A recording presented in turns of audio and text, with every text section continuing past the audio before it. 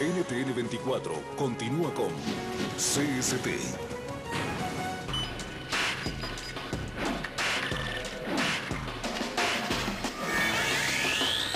Continuamos con el programa de los más curiosos porque una dosis diaria es necesaria. Seguimos con ciencia, salud y tecnología. Hoy hablando de ciencia y de antropología, aprendiendo de esta belleza rama de la ciencia. Ahorita me corregirán.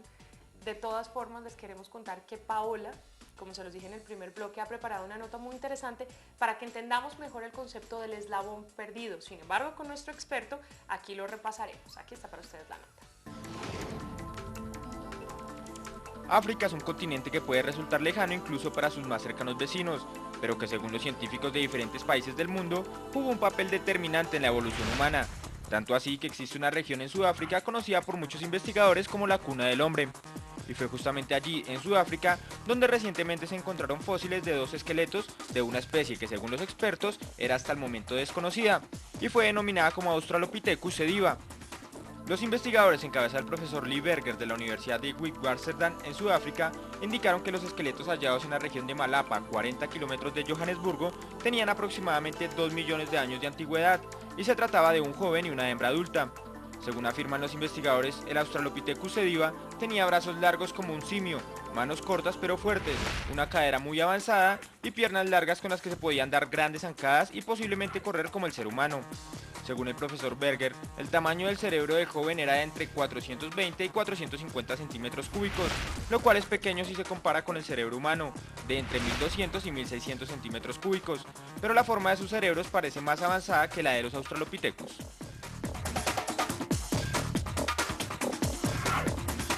Por estas características, el equipo del profesor Berger decidió no clasificar a la nueva especie como Homo, porque los fósiles tenían una característica corporal general a la de otros Australopithecus. Tal y como lo afirman investigadores de la revista Science, este es un buen candidato para pertenecer a la especie de transición entre el hombre mono africano llamado Australopithecus africanus y el Homo habilis, o incluso podría ser un antepasado directo del Homo erectus.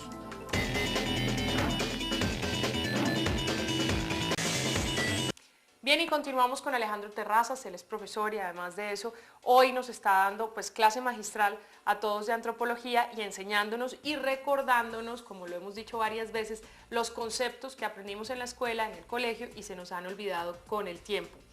Alejandro, es bien interesante entonces el descubrimiento que ha ocurrido y es bien interesante que así hayamos estado muchos años, o bueno, los expertos analizando y estudiando y tratando de sacar la verdad después de que desentierran una y otra cosa, pues que no lleguen tampoco como a tener perfectamente la cadena evolutiva.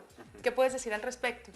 Bueno, mira, el concepto de eslabón perdido fue muy útil en el origen de la paleoantropología, de la ciencia que estudia la evolución humana, porque permitía explicarle a la gente esta idea de una criatura que tenía características primitivas, como las podría ser las de un mono, Sí. combinadas con características de una criatura supuestamente avanzada, como sería Homo sapiens. ¿Sí? Hoy en día no utilizamos ya tanto esta metáfora, porque en realidad todas las criaturas han seguido evolucionando. Claro. Los chimpancés de ahora no se parecen a sus ancestros de hace 3 millones de años, igual que tampoco nosotros nos parecemos a nuestros antepasados. Y la evolución va operando como por mosaico. ¿Sí? Algunas partes del cuerpo o de la mente han ido más rápido que otras, dependiendo del medio ambiente, de las presiones del ambiente. Entonces, si bien a veces encontramos, como en el caso del sediba, Sí. estas criaturas que parece ser una mezcla. Australopithecus. Ya pude, Eso es. ya pude. Sí. Australopithecus, que significa el mono del sur. ¿Sí? Y sediba significa fuente o manantial. Okay. Es el nombre que le dieron sus descubridores. Sí. Seguimos todavía hablando de eslabones perdidos cuando aparecen criaturas como esta, que tienen algunas características muy parecidas a sus antepasados, pero que ya prefiguran las características de sus descendientes. ¿Sí? Este caso es muy interesante porque el sediba tiene una mezcla de características que podemos llamar primitivas, porque aparecieron hace mucho tiempo en la evolución, Sí. con otras que se empezaron a ver por primera vez en esa época y que van a ser características de nosotros, Wow. que vamos a haber heredado de ¿Como estas cuáles, culturas. por ejemplo? Mira, por ejemplo, como te platicaba, la forma de caminar de Lucy era muy diferente, ¿sí? Y su cadera lo refleja, los huesos de la cadera. Son unos huesos que permiten andar en dos patas, pero que todavía tienen la flexibilidad suficiente para poderse trepar a los árboles. Claro. ¿Sí? Y si tú ves cómo es nuestra cadera, está mucho más verticalizada, Sí. mucho más ampliada, de tal modo que podemos caminar mucho mejor. Nosotros seguramente podemos caminar más distancia, bueno, sobre todo un atleta, tal vez Sí, nosotros sí. no tanto, pero un atleta, distancias más largas que las que caminaba Lucy, porque ella vivía en el bosque y no necesitaba desplazarse grandes distancias. Nosotros que evolucionamos ya en la sabana, en el campo abierto, donde era necesario caminar muchos kilómetros, nuestra forma de caminar en dos patas cambió y se nota en los huesos de la cadera. Pues como te decía, los huesos de la cadera nuestros ya son más largos, más verticales y ayudan más a andar grandes distancias en dos pies. Cuando vemos los huesos de la cadera del ser viva, son intermedios. Tienen ciertas características que todavía son reminiscentes de la capacidad de trepar a los árboles, pero también tienen una capacidad mucho mayor de andar largas distancias. Estas modificaciones, y sobre todo ciertos aspectos que ya se parecen mucho a la cadera de Homo erectus, hacen verlo como que pues sí, tiene características intermedias. Puedes verlo, perdón. No, adelante. Por eso te quería preguntar eso. Por eso, hasta cierto punto, la comunidad internacional le ha llamado como ese eslabón perdido. ¿Han encontrado esa cadenita? ¿Sí es así de importante Pues, este descubrimiento? Todo depende de a quién le preguntes, evidentemente. El descubrimiento tiene un problema muy interesante y es que son relativamente jóvenes estos fósiles. Sí. Tienen 2 millones de años de antigüedad. Y si se supone que es el ancestro de Homo, de nuestro propio linaje, es un poco complicado porque ya hay Homo, Que ya tiene hay más especies de años. Homo más antiguas, que Claro. tienen 2.300.000, 2.400.000 años de antigüedad. Esto lo que significaría es que es demasiado joven para ser ancestro. ¿Qué es lo que dicen los descubridores?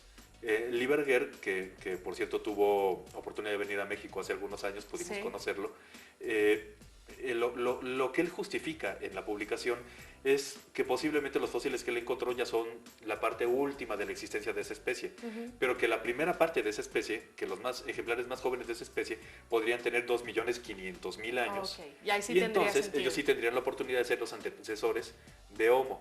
Esta es la idea de él, pero a muchos investigadores nos parece muy forzado, Sí. nos parece muy complicado. ¿Le llamarían entonces ustedes qué? ¿Como un primo de Un los primo. Muchos pensamos que es un primo que siguió un camino evolutivo parecido a Homo. ¿Por qué? Porque vivían en ambientes similares. Tuvieron que enfrentar los mismos cambios climáticos y como eran parecidos sus ancestros, respondieron evolutivamente de la misma manera. Y Y es por esto por lo que se parece a Homo, pero no necesariamente es su antecesor. Bueno, bien, ya vamos a regresar. El tiempo en televisión es muy cortico. De una vez les digo y les prometo que vamos a hacer una segunda entrega de este programa. Al regresar en nuestro tercer bloque tenemos a Ana María Hernández, que se encuentra en la Central de Ciencia, Salud y Tecnología y tiene una entrevista exclusiva con uno de los científicos también más importantes con respecto a este tema. Ya regresamos, un dato curioso.